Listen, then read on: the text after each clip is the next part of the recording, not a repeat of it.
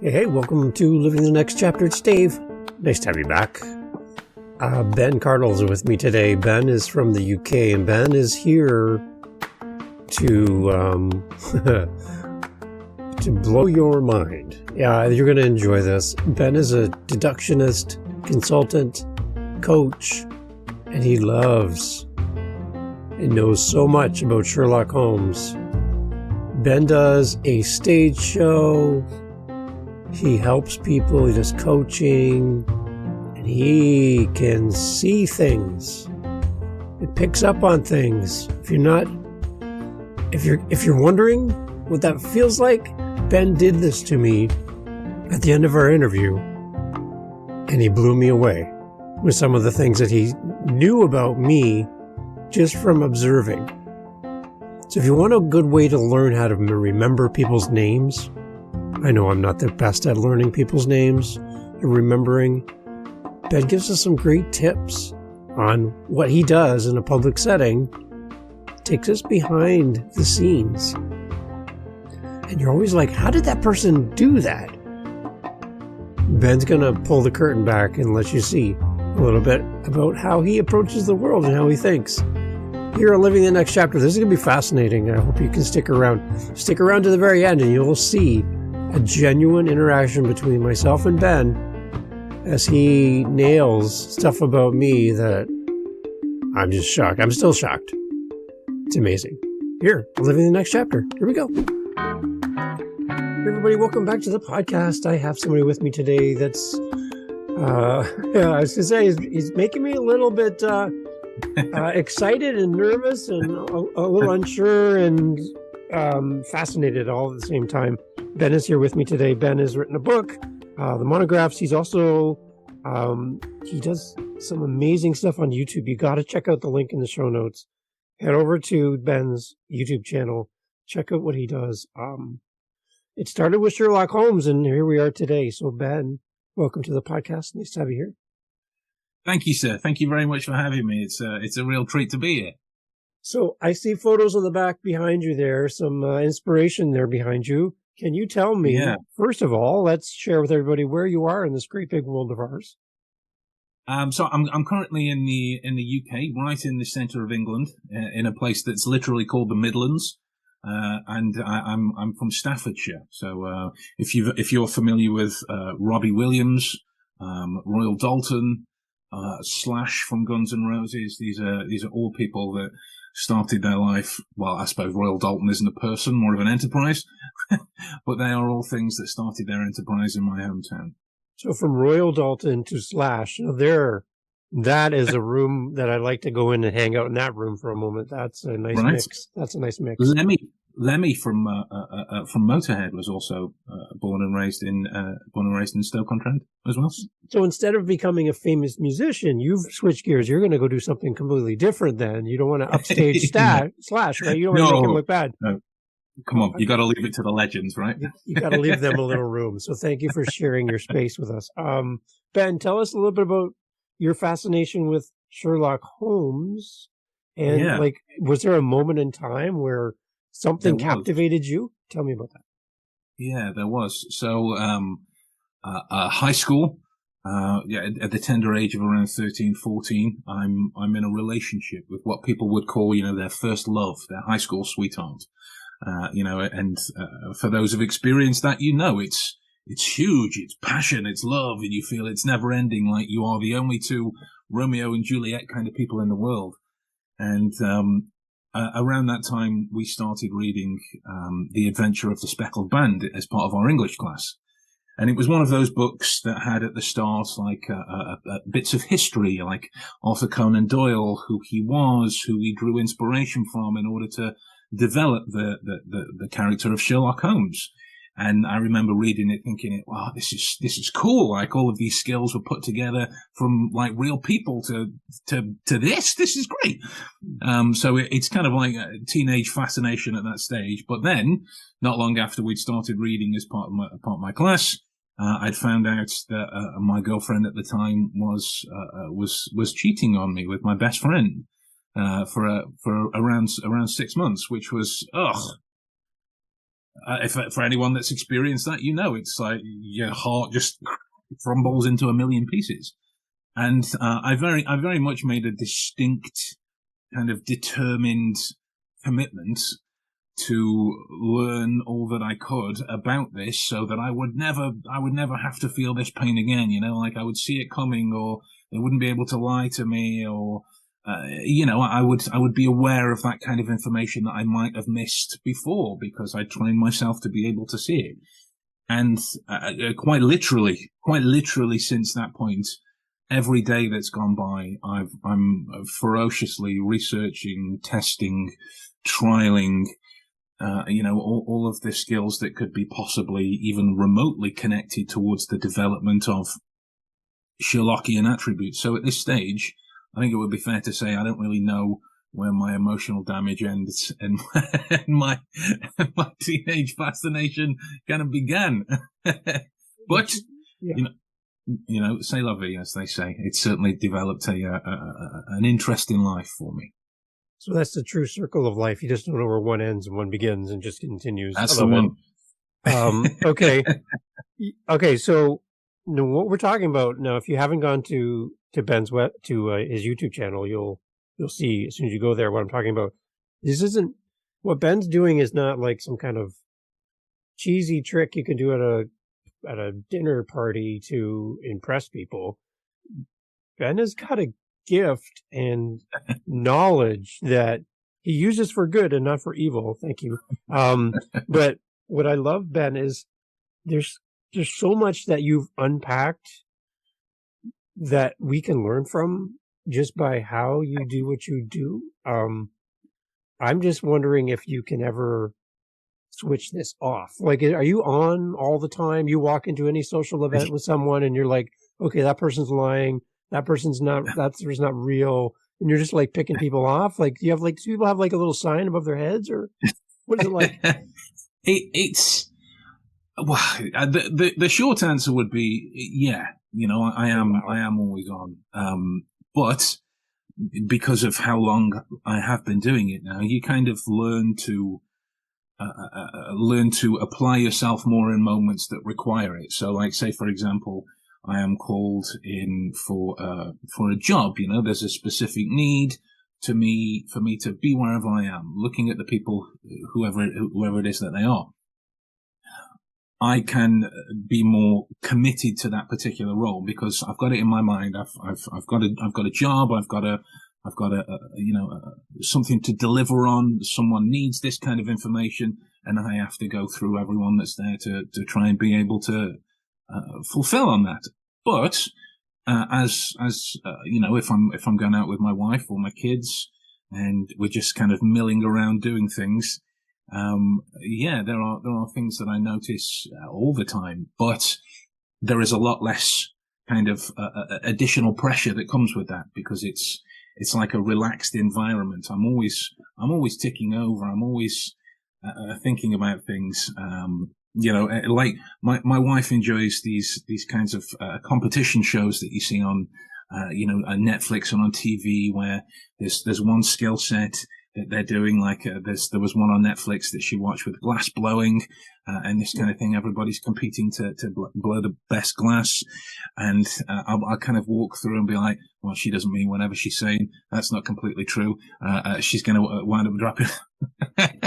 And sure enough, it comes to fruition, and these kind of things reveal themselves at the end. But that's how I like to relax. How some people might like to relax, I don't know, listening to music or going for a run, or I don't know, playing with the dog. I like to relax by learning how to do a Rubik's Cube from memory, or reading a book, or I don't know, testing out something that I've been working on, or that's my relaxing time. I don't feel the additional kind of the kind of mental stress that comes along with this. But yeah, it's there's never a moment to truly kind of sit back and just enjoy some kind of quiet rainforest noises inside of your head, just to kind of tune it all out. Right. Okay, so Ben, take us back to one of your early lessons you learned, like maybe back when you were a student and a girl Yeah. broke your heart, and you learn something about the human condition and how we are and how we operate, and then you saw it demonstrated in front of you and you put the pieces together and went, this is what I learned and this is what I observed, and it's now fact for me, and now I see it everywhere. Because I'll give you an example. Like if I buy a car and I buy a red two-door car, I will probably be oblivious to red two-door cars until the moment I buy it. And then once I've bought it, now I see them everywhere, right? I'm like, oh my gosh, how come there's so many? Like every time I turn a corner, there's another red two-door car. So as you learn something, I'm sure it becomes something that you can put into your daily life, and now you see it. Yeah. Take us back to one of those early lessons that you learned. Absolutely. So, that one, arguably one of the very first was, I would say things to the effect of, oh, she would never lie to me. Oh, they would never do that. Oh, why would they do that to me? And on the surface, it doesn't make sense to your emotional connection to another person. The reality of the situation is, when you're saying, oh, they would never lie to me, you're saying things like, oh, I would never give them reason to lie to me. Or, oh, we have a relationship where there would never be a reason for them to hide something from me. And it was one of the lessons that came from a direct quote of Sherlock Holmes, in that emotional qualities are antagonistic to clear reasoning. When we are too emotionally entangled with something, it is a struggle for us to think clearly about it.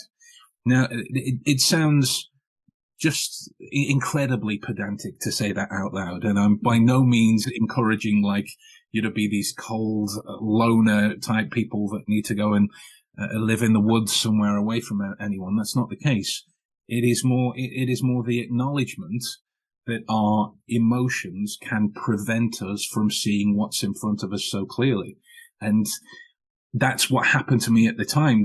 So the more I learned to control my emotional side after the fact, I would reflect on those moments where she said that my girlfriend in high school, she said, I'm just going to go to my singing lesson, or I'm just on the phone to one of my friends, and I would play it back in my head, and the behaviors that then stood out as a result, like if you were on the phone to your friends whom I've met, why are you going outside to take the call? And these kinds of questions that kind of stood out, I could have capitalized on that information and pushed it further, which again sounds like I'm encouraging neuroses. I'm not encouraging anybody to be neurotic, but it's just the acknowledgement that at that time I couldn't process the information as clearly as I wanted to, because I was so emotionally connected to this person in front of me. And since then,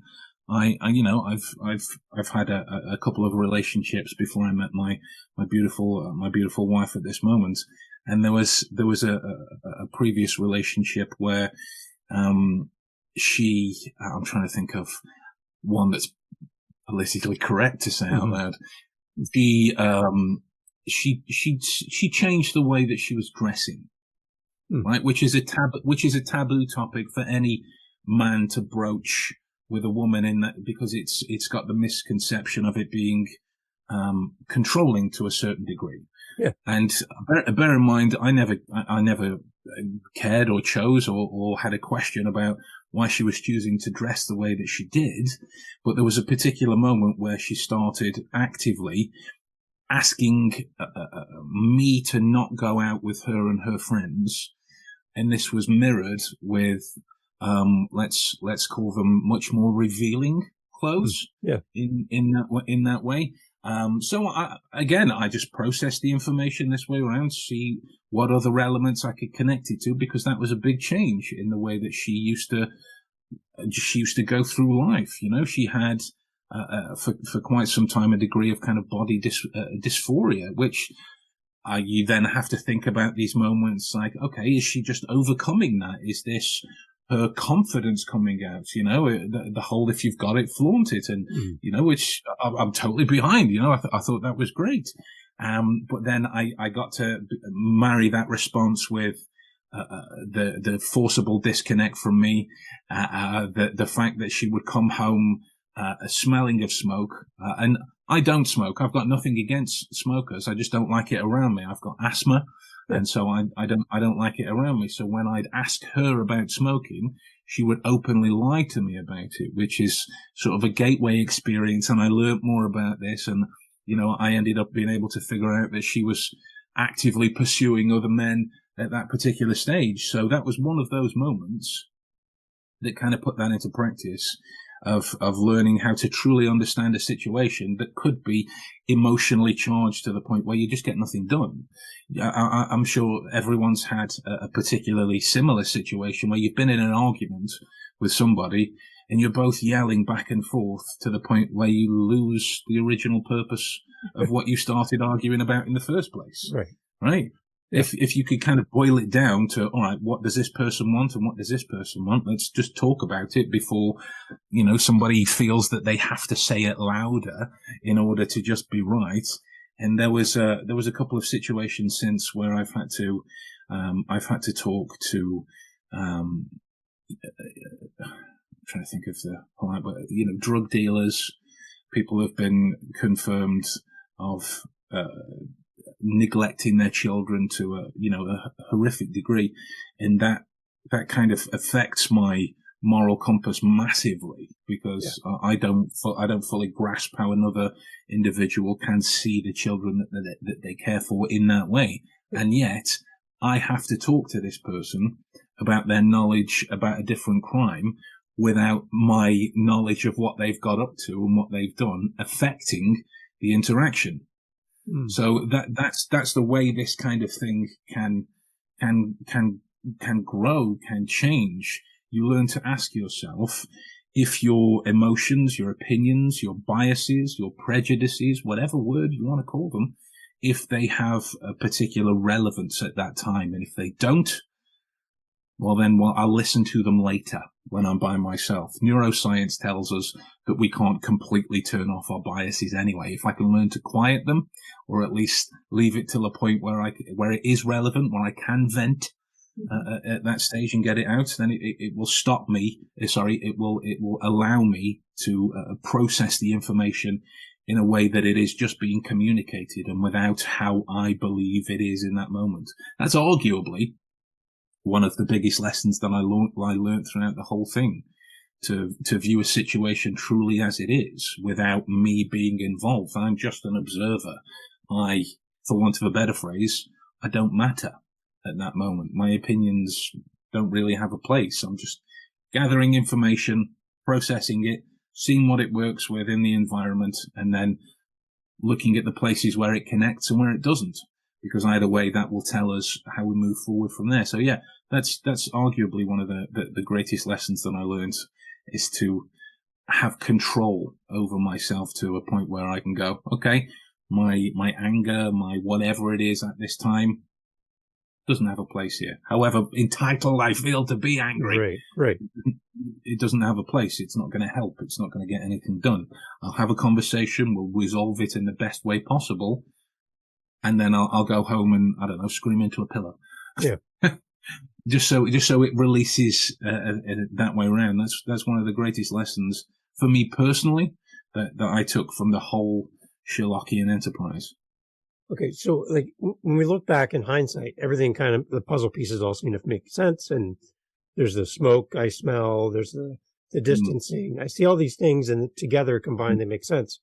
But in a future context, we don't see all the puzzle pieces typically. And so we're kind of living by reaction. All right, so are you kind of taking a hindsight rear view mirror look at life and putting it in the future so that you're seeing people in a different context than we would normally see? Is that kind of what's happening? It's like both in that sense. I'm kind of moving it forward to the future and back into the past. There's a term that comes from the Sherlock books, which is deduction, deductive reasoning, this kind of thing, and it's kind of become a buzzword that when people hear it, they believe that they have a knowledge of what's being spoken about. There are actually 3 different methods of reasoning. There is deductive reasoning, inductive reasoning, and abductive reasoning. And basically, a deduction would be moving forwards on a relativistic certainty. Like if I saw a maths problem, there was 2, then a space, then a number 2, then equals, and then the number 4. I would be able to deduce that the missing thing was the plus sign, right? Right. Whereas induction, you're moving forwards on the most likely circumstance in that way. So if you take the same maths problem, you'd put the plus in and remove the 2 number 2s. So you've got a space, a plus, a space, equals, and 4. Now, we could reasonably induce that it could be 3 and 1, it could be 2 and 2, right? These are the most likely ways that we go about this. But that's really what I'm doing. I'm asking myself in a particular situation, okay, what would be if we've got a presentation of information? What would be true of this information moving forwards? And then the abductive reasoning would be reasoning backwards. So if we've got the presentation, I'm asking myself, what would have to have been true in the build-up that allowed me to see this kind of information here? Right. Like if you were to walk into a room and see a smashed glass on the floor, you would be able to abduce that somebody has knocked over a glass onto the floor, right? But inductive reasoning might tell us, okay, if there are cats in the house, cats are fond of knocking things off the tabletop.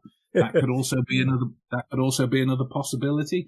You know, a simple accident could have been one. If it's got juice in there, maybe a child has fallen and then wandered off to take care of themselves, and you're just seeing this presentation that's there. So these kind of questions that arise, how am I going to explain everything that I see based on what it connects to? That's right. Primarily what I'm doing. Okay, so now you've taken this. And again, you can go to the YouTube channel and you'll see what I'm talking about. You've taken this to the stage now. Yeah. And now that you're doing this in front of an audience and you are unpacking this in front of us, tell us can you give us an example of being up on stage and you're doing something and kind of reaction from the crowd? Because I'm just finding this so fascinating, Ben, to watch this on YouTube. So I want a little behind the scenes of this and how this happens. So I'm that guy that will pay attention to the things that people immediately assume are insignificant in that way. Like, just as a side aspect, when I was going through my personal trainer qualifications for the follow up to the monographs, I spent 3 months reading about mold. So I would have an understanding of how facilities in the gym are taken care of by site. I would have an understanding of the people's shoes and the places that they went to. I would have an understanding about smells relative to this, which would tell me about personal hygiene and etc. and these kinds of things. So that's really my philosophy. And with it relating to the stage, I came from a mentalist background, which if anyone's familiar with Darren Brown or you've seen the TV show The Mentalist, mm-hmm. it's kind of like that in a way. But there is rather a certain degree of mechanicry that would allow you to perform these things. I was the guy that really annoyed a lot of mentalists at that time, because I was an advocate of, okay, there are so many people in this industry making it look like you can do what you say you're doing. How many of you are actually looking into ways of actually doing what you say that it is that you're doing? So like, there was classic games of, hiding a coin in your hands, or, the most obvious one I kind of dip my toe in with is I would say to people, I'm going to memorize this pack of cards in a few seconds. As an audience, the kind of psychology is that they'll go, okay, so he's not memorizing that. Why would he tell us? It's part of the, so he's not doing that. So as I'm actually doing this, and we go through the rest of the effect that way around, they're either left with one of two situations. Either they can consider it a great trick, in which case I'm fine with that, which it means, repeat bookings, more business. That's great. Or they consider it a demonstration of skill. Either way, repeat bookings, right, and this way around it. And that's what kind of got me interested. So the more things that I explored, the more I found I could do what I said that I was doing. And arguably one of the more quirky ones I did with you mentioning YouTube. I had something in the London special of my web series, The Deductionist, and we were working on Baker Street, and there is a room full of people that were invited to cosplay as their favourite Sherlock Holmes characters.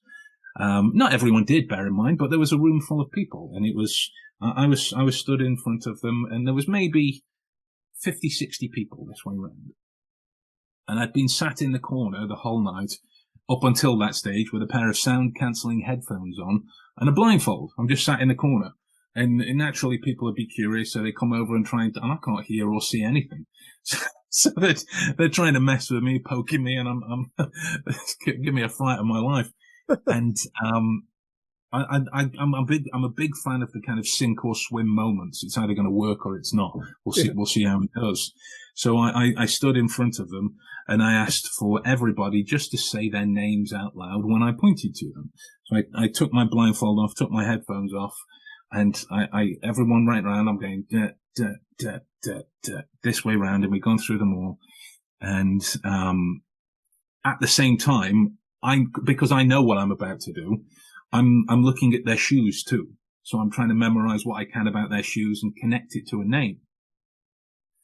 So that when I put my blindfold back on and we get 4 random people up, it might have been 3. But anyway, a couple of random people come up and I asked them, just if you wouldn't mind, put either your right shoe or your left shoe on the table. It's up to you. Just put your right shoe or your left shoe on the table. And I'm blindfolded, and I'm squidging the shoe. I'm trying to see if I can remember who had this kind of shoe on. And with that, I'm feeling for the treads. So I'm figuring out if there's a lot of stairs in this person's life, if they've commuted, like traveled by car or traveled by the tube. And so I'm talking about like where they live, what kind of a house they live in, their kind of cleanliness routine, if they smoke or if they don't, how tall they are, and then getting their name as well, because I can figure out all of this stuff about the shoe. The shoe reminds me of what I saw, and when it connects to the name, so it seems like this really cool thing, and that's all the if you want to call it deduction, but it's all the kind of Sherlockian skill set is to me. We're just taking stock of everything, including what most people would consider, irrelevant. Yeah. At that stage. So yeah, that's one of my favorite ones. There was I'm a big fan of the What's in My Pocket game. I play at weddings.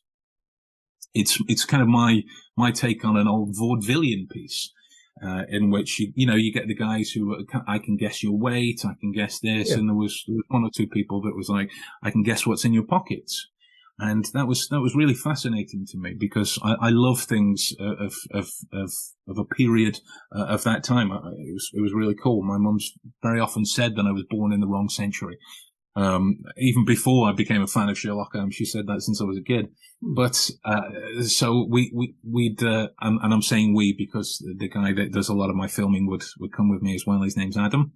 And we go to these things, and naturally at weddings you get a good mix of people, which is, your drunken people, your skeptical people, your screamers, your, oh my God, I love this kind of thing, or the please don't talk to me because I'm scared you'll see it, all kinds of people. And the people that I love playing What's in My Pocket with are the kind of aggressively skeptical guys, bet it won't work on me kind of people. And the kind of predisposition was that if I'm being so aggressive, I'm going to show him what for, which puts you in a small box of thinking anyway.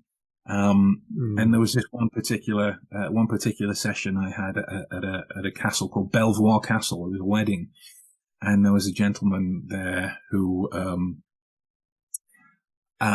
exhibited some affinity to nose-related substances, way around.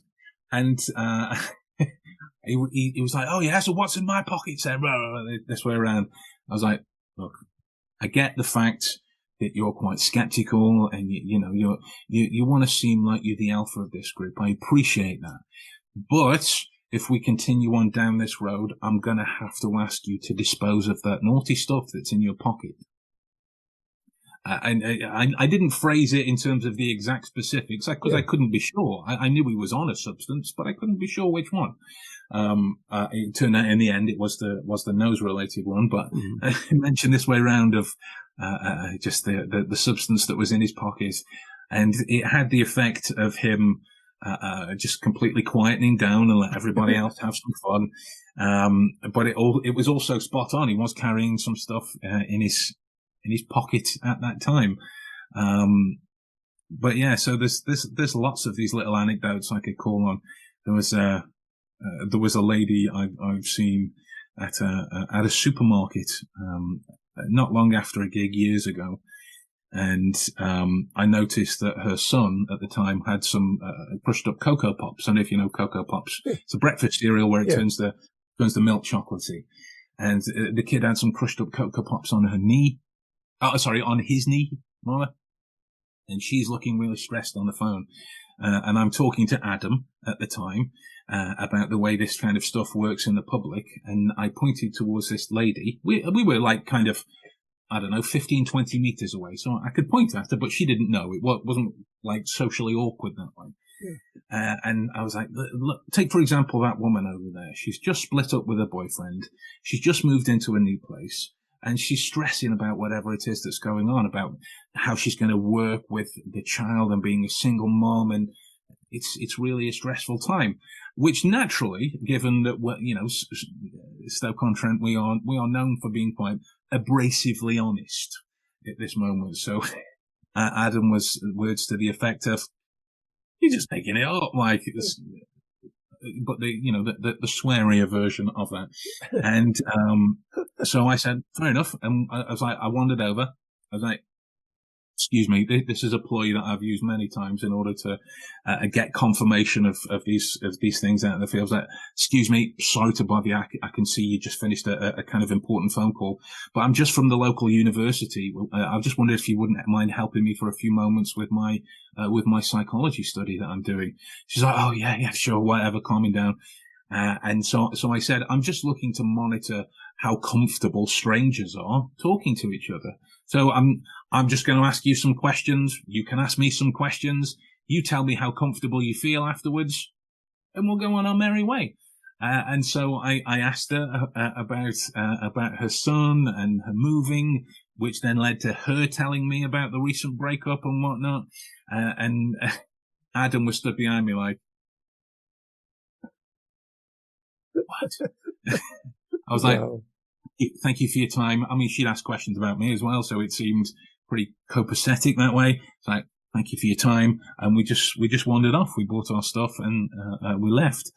But yeah, so that's really all it is. I'm taking it in the same way that a holy grail of sorts within this world that I'm very much asked about a lot is, can you look at somebody and figure out what they do for a living? The short answer is, yeah, of course you can. But it depends on the information that you're bringing to it. Like, say, for example, I saw a fast food worker walking down the streets, and I saw the infamous kind of golden arches on their hat. Right. I know immediately they work for McDonald's. I know immediately. Right? That's the kind of connection. People are hoping for the really niche observations or the really obscure details and whatnot. But the reality of it is, I'm just taking stock of what it is that I notice in that way. So yeah, there we go. I love it. Okay, so let's jump to the book, Ben. Yeah. The monograph's a comprehensive manual on all you need to know to become an expert deductionist. Deductionist, yeah. Good title. You got me with the title. Tell me about the book. It came out September 2015. Is that right? Yeah. Good long while ago. While ago. And so tell me about the book. So the book itself, I wanted a book like this when I was training in this area, a book that would have everything that I needed to know in order to get started. Just to have it contained all within one area instead of having to go, I'll get something from here, I'll get this course, I'll get this textbook, I'll get this teacher, I'll get this podcast, I'll get this YouTube tutorial. I just wanted it all in one place. And So I developed what I considered, because it was only my opinion at the time. Nobody else, to the best of my knowledge, really cared about the development of a Sherlock Holmes kind of skill set. So I developed what I considered would be a governing set of heuristics, pillars of skills that you would need in order to be able to do this, and the information that you could use in order to get you going. So I looked at my studies within the neuroscience world and developed a mindset training around this for the emotional control, for the battling fatigue, for the understanding of different states of mind relating to different physical components and how that makes you think and your capabilities within that area. And then I set about memory training, which is everything from observing information that's in front of you to developing, the big memory palace this way around. And it kind of spiraled into, I think it was about 18 or 19 chapters off the top. So there was work on tattoos, there was work on mobile phones, wallets, shoes, clothes, bone structure of the face, specific writing styles, spotting lies in writing, different vocations that could use this. So how would a teacher use this? How would a med student use this? How would somebody else use this? How would a policeman use this? There was the job inferences. Glasses was a fun one as well. Because in the right circumstance, you could observe somebody's pair of glasses and have an idea as to where they live, which is, you say that out loud and this kind of, those two pieces of information don't really go together. No, not at all. Yeah. So all that information was in there, and I was under no illusion that it was very niche, that it was, very specific. It would target a very specific requirement. And I took it to my publisher, who's now a really good friend of mine, and he loved the idea.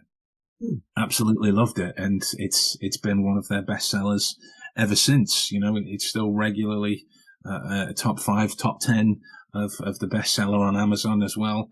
And it did wonderful things in terms of connecting me with people that I would have never met in my entire life before, your good self being one of them.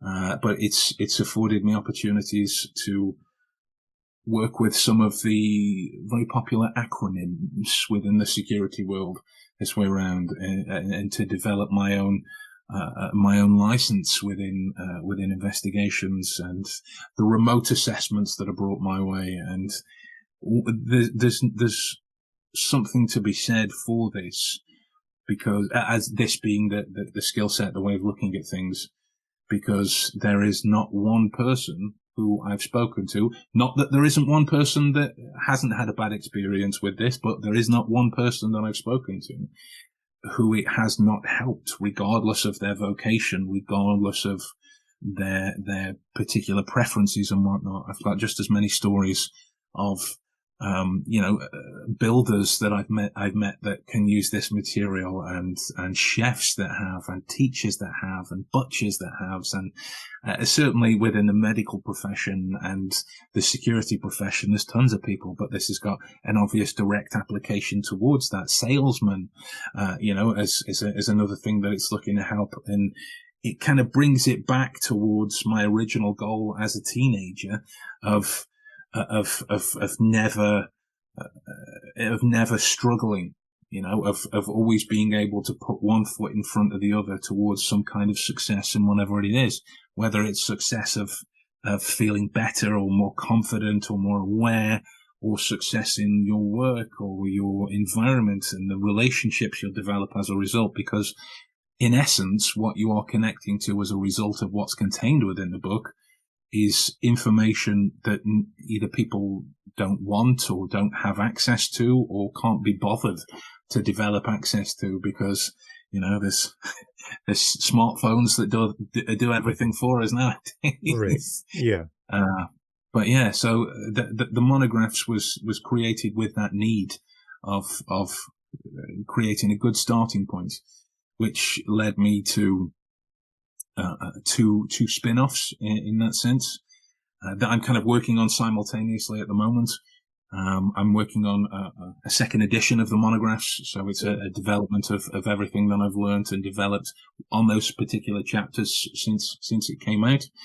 And so if the monographs were a kind of, if Sherlock Holmes were a real person alive today, what would be in his head to allow him to do what he does? The spin-off is, what if House, MD, were a real person alive today? What would be in his head to allow him to do what he does, with House being, a version of the Sherlock Holmes stories as well?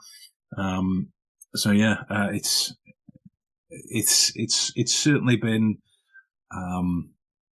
a real joyful exploration. It's immense, hell of a cognitive load you have to bear, but but yeah, it's a lot of fun.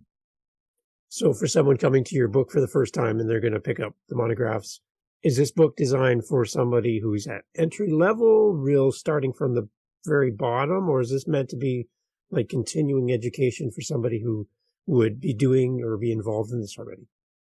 Yeah, it's a great question. My goal with this is that it would have something for everyone. Obviously, if you're coming to the monographs as a point of continued education, or a lot of experience within a particular field that relates to these kind of things, then it will do a lot for you.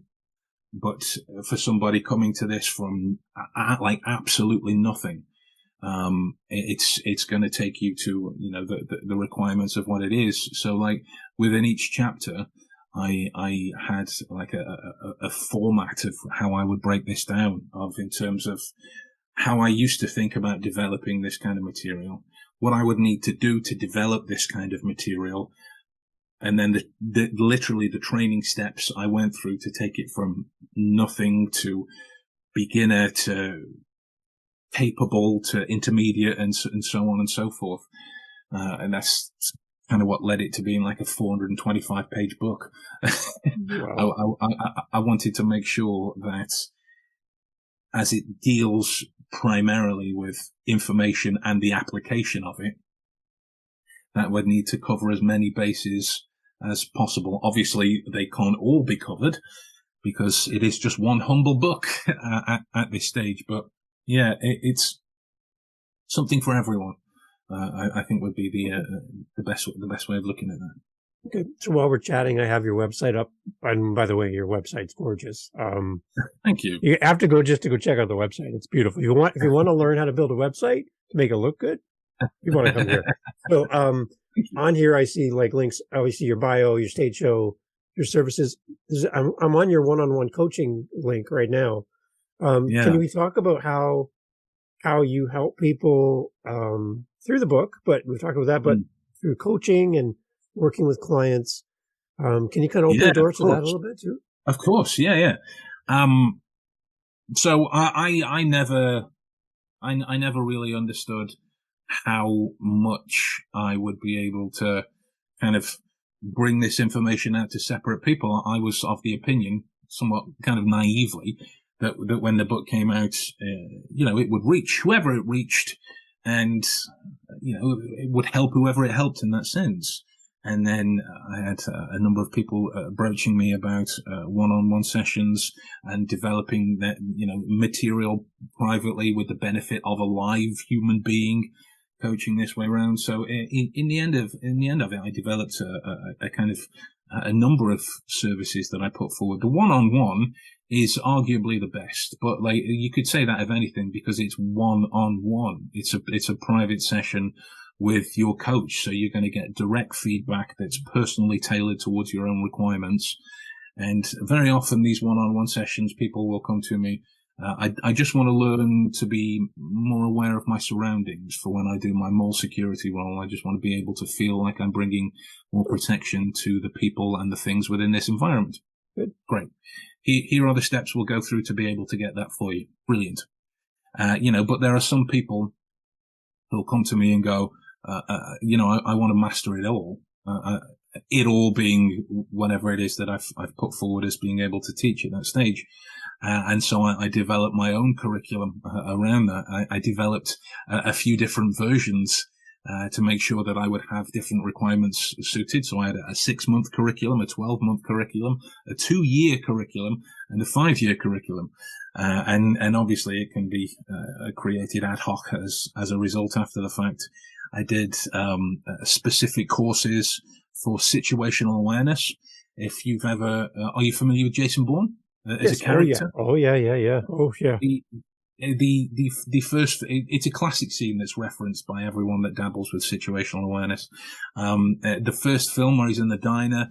License plate numbers of all 6 cars outside. I can tell you that our waitress is left-handed and the guy sitting up at the counter weighs 215 pounds and knows how to handle himself. I know the best place to look for a gun is the cab of the gray truck outside. And at this altitude, I can run flat out for a half mile before my hands start shaking. Now, why would I know that? He's talking about, I know that guy weighs 240 pounds, that his car's the best place to look for a gun. I could tell you all 6 license plates of the car outside. There was a lot of requests for these kinds of things. So I developed my own situational awareness course so I could give that to people that way around. Which then led me to working with a wonderful company called the Arcuri Group, who develops situational awareness specialist programs that we do as well. So you get qualifications, like legitimate CV recognized qualifications after this. There was a lot of people curious about the niche aspects of Sherlockian people reading, like looking at somebody's phone and figuring out details about them, looking at their wallets and their glasses and their pens. My kind of warning that I give out in the specifics of the courses is I'm at heart with this material an obsessive nerd. Obsessive. And there was one moment that kind of led to be a warning where I gave a 4-hour session on reading people's pens, just their pens, and some of the information. Like I had for a while people just sending me pictures of pens. What can you tell me about this? I'd send it back to them and be like, this way around, it's great. But that led to Sherlockian people reading, which is by no means 4 hours on pens, but that kind of nitty gritty niche kinds of stuff, and which led to more requests, which is both lovely and a challenge, because I'm one person. As much as I love to talk about this all day, every day, it was a challenge to kind of be able to do that. So I am developing at the minute my own online training platform. It's called Omniscient Insights. Which is quite a mouthful, but that will be available soon. I've been prompting that information through my YouTube channel, and that will contain a lot of these courses that you can move through in your own time and at your own leisure, in just as much detail as I physically possibly can, through video and whatnot. But one of the things it sounds quite kind of lofty, but they are, my students, I always refer to them as my friends, or the people that I talk to, just because I don't like that kind of hierarchical thing. It makes me feel weird.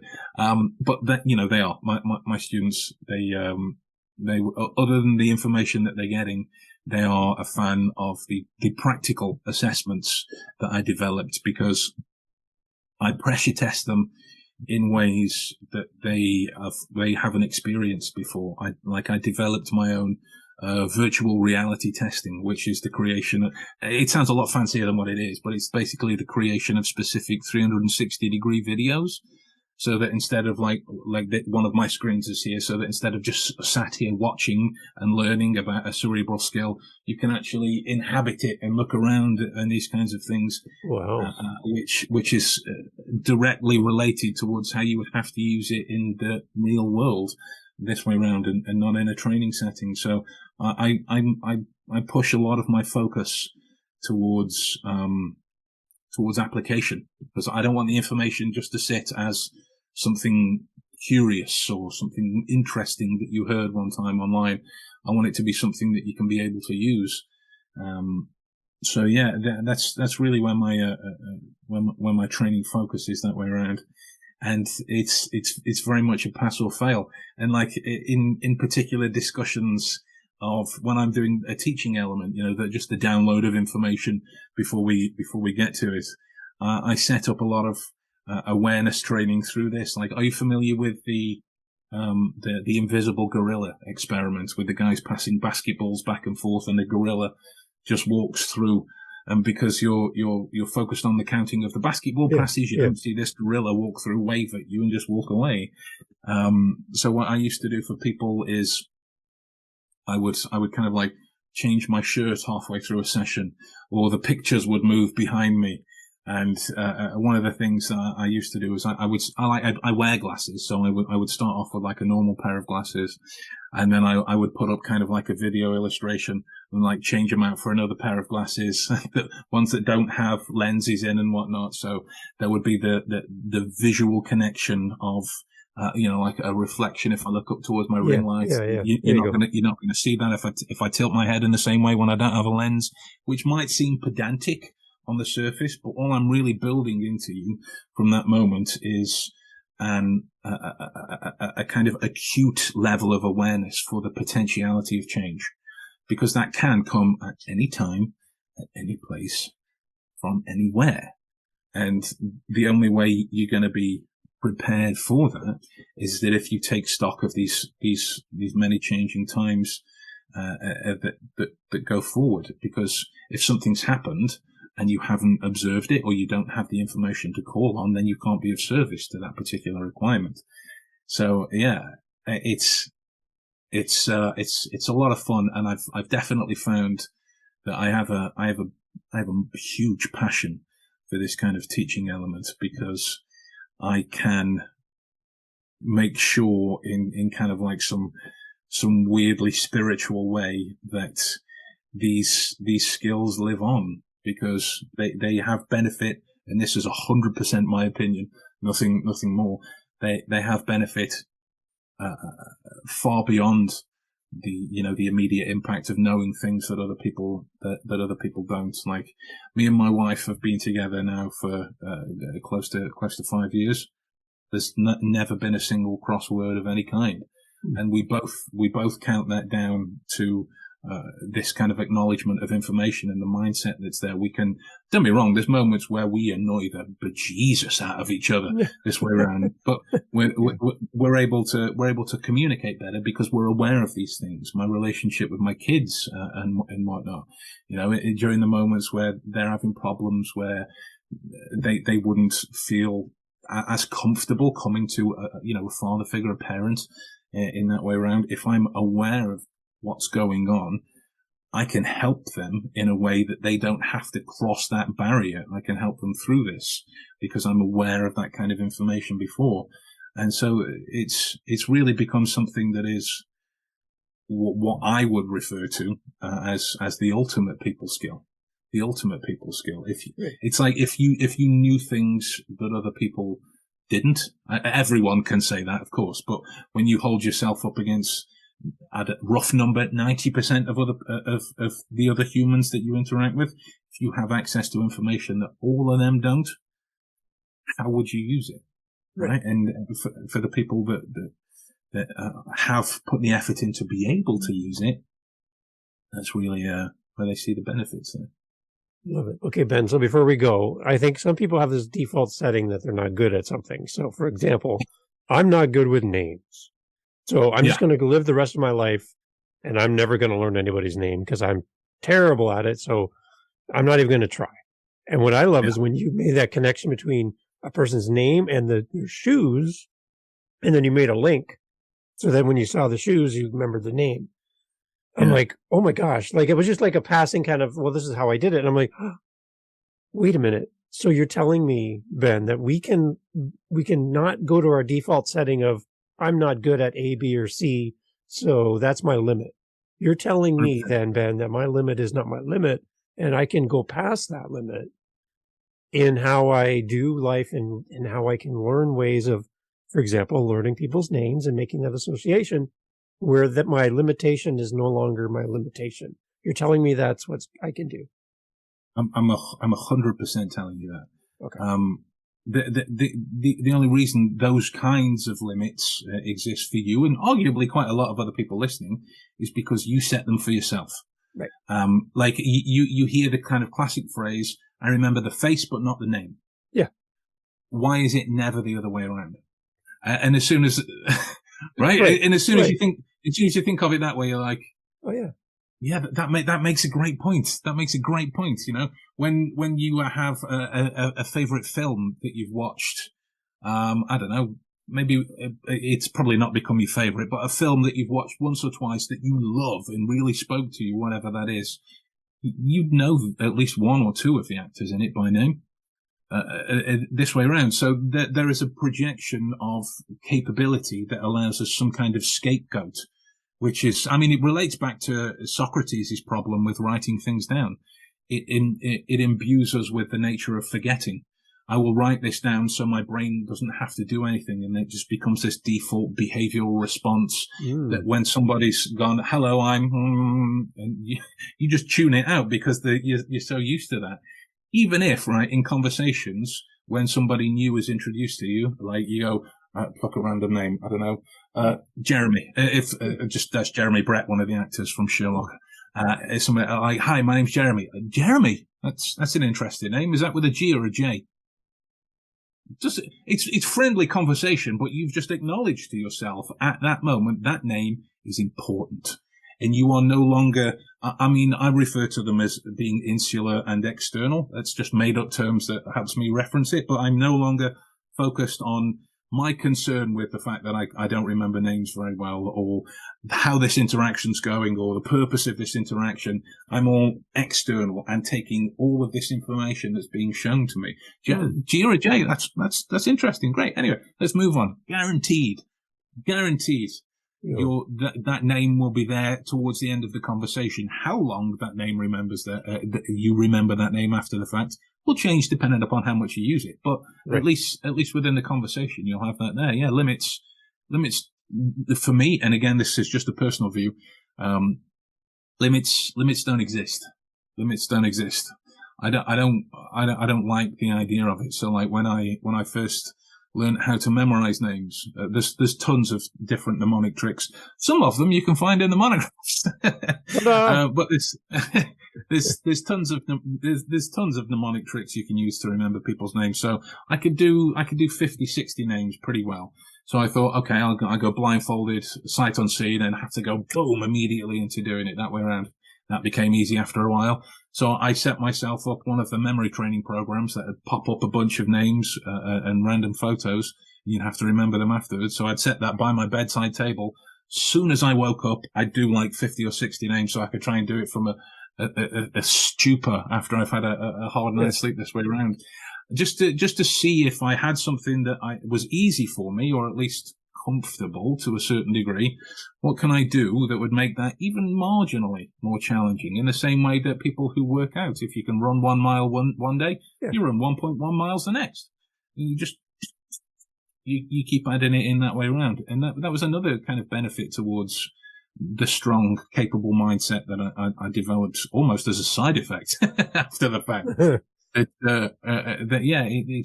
It became like one of these things that it's not a matter of if, it's more a matter of when, and telling myself a better story. Like, have you ever had that experience of when you've had a really vivid dream and you've woken up in the morning and you want to tell someone about it? You go, I had this great dream last night. And they say like, oh yeah, what was it about? You go, right. Oh, right. Hang on a minute. There's a little moment, however kind of loud or not, there's a little moment where your brain's gone, I'm not entirely sure what that information was.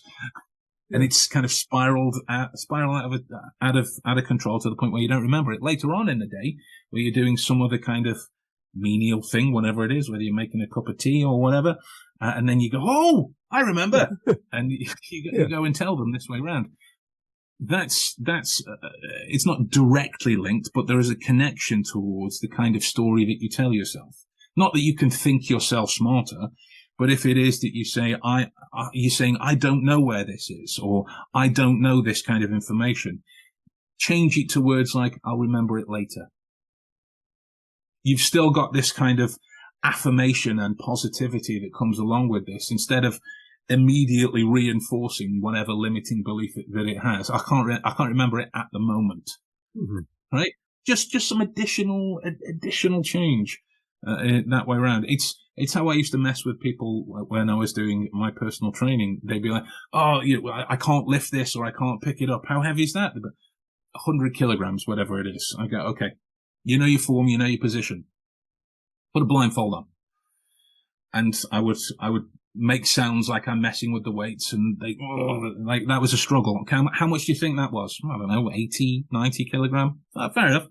I'd take a couple of plates off so it was really light. Okay, here you go. Take it slow, take it steady. Remember your form. Boom, straight up. And then eventually I'd just be back and forth that way around. So they didn't know where we were in terms of weight, and I would just add some extra on so they get past their personal best every time. And whether it was past the personal best by 1 or 2 pounds, 1 or 2 kilograms, 1 or 2 minutes, whatever it is that they were doing. And that to me indicated the strength that these kind of limiting beliefs can have as an effect over you. So like however long it is that you've thought that you don't remember names, that's something that's been reinforced for so long that it happens automatically, just like breathing. The second you change your internal language around that, you change your capabilities, because like, how long did it take you to learn your kids' names? I bet not very long. No, you're right. Right.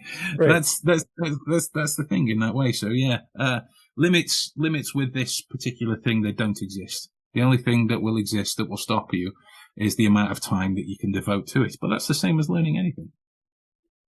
Ben, it's fascinating to have you on. I could have you on for the whole week and just continue talking, but you've been so gracious with your time. Where do we send everybody to your website? Again, I have it in front of me. I love it. Tell us, where do we go? What do we do? All of the things. It'd be great. Marvelous. So yeah, bencardall.com is my website. And the YouTube channel, it's at the Deductionist. But if you just put Ben Cardall into the search engine, my big bearded face will pop up pretty quickly. And yeah, same with Twitter, Instagram, this kind of thing. I'm on most of the socials as Ben Cardall, and then for other people who've taken the Ben Cardall name first, it's normally like Ben Cardall and then 221, or Ben Cardall then 221B, something entirely unoriginal that way around. So yeah, and then omniscientinsights.com is coming pretty soon. That's my training platform. And failing that, like my kind of sentence that I will talk to anyone. Send me an email if you want. Go through the website, send me an email. I can't always reply straight away, but I will always reply. That's my kind of analogy, mantra, whatever you want to call it, that way around. So yeah. Almost forgot as well. Oh, sweet irony. I have my own podcast, the Deductionist podcast, which is episodes out on Fridays, in which me and my friend Adam we talk only about this kind of skill set. But fair warning, the only thing that we take seriously, the only thing, is the development of these skills. That's the only thing we take seriously. Anything else is up for satirical jibes that way, as the way that two sarcastic Englishmen tend to do. There you go. Beautiful. So we'll put a link there, because people listening to this show, you're like, hey, I need more Ben, Dave. I don't want this to end.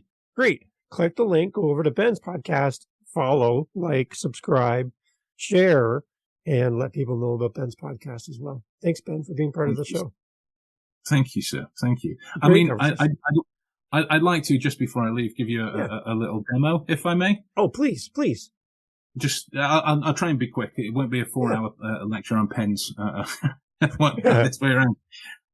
So we can take what it is, looking at your window there, we can see certificates on the wall.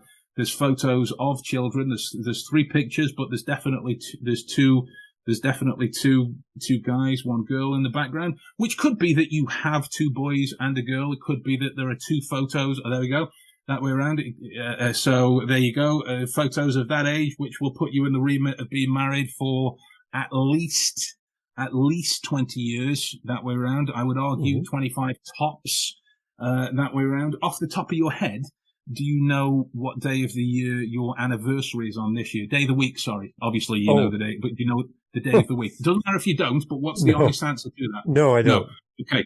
So that means at this stage then that the date is far away. So it'd be towards the end of the year, which will likely be October, November, December, that way around. October, there we go. You smiled earlier when I mentioned cats knocking the glass off, so which would mean that you have cats or owned cats or grew up in a house with cats.